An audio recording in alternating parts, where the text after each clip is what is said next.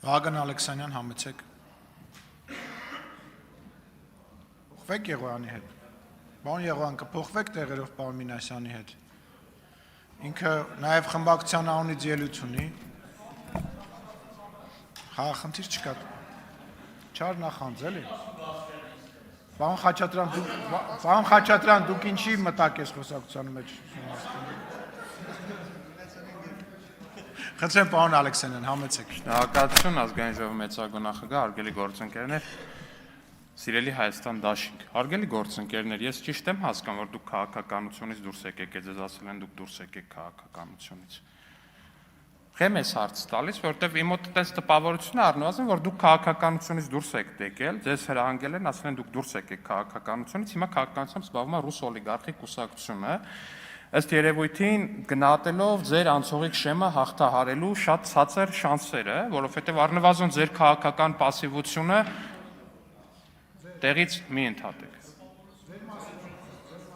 Առավել եւս ուրեմն մի խոսեք տեղից, երբ որ ես այստեղից խոսում եմ, խոսելու բան ունեք, գնացեք ուրիշ տեղերից։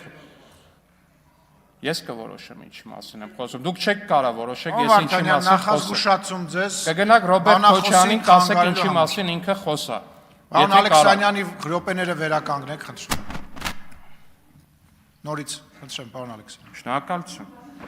Հարգելի գործընկերներ, իմ մոտ տպավորություն դուք դուրս եք եկել քաղաքականությունից։ Եթե դուք դուրս չեք եկել քաղաքականությունից, ասեք դրա մասին մենք իմանանք, որովհետև ակնհայտ է, որ անցողիկ շեմը հաղթահարելու ձեր շանսերը շատ ցածր են, ամբողջ տրամաբանությունը հուշում է, որ ձեզ ասել են դուք քաղաքականությունից դուրս եկեք, մի խոսեք, մի երևացեք, դուք ընդդիմադիր դաշտի ռեյտինգն եք իջացնում, ձեր փոխարեն հիմա ձեր մյուս թևը պետք է զբաղվի քաղաքականությամբ ռուս օլիգարխիկ կուսակցությունը, ռուսական օլիգարխիկ կուսակցություն։ Եթե այդպես է, ասեք իմանանք, եթե այդպես չի, էլի ասեք իմանանք, բայց բոլոր փաստերը առնվազն տանում են նրան, որ այդպես է եղել, այդպիսի որոշում է կայացվել, ձեզ էլ ասվել է, դե դուք էլ կատարող մարդիկ չեք կարող չկատարել։ Շնորհակալություն։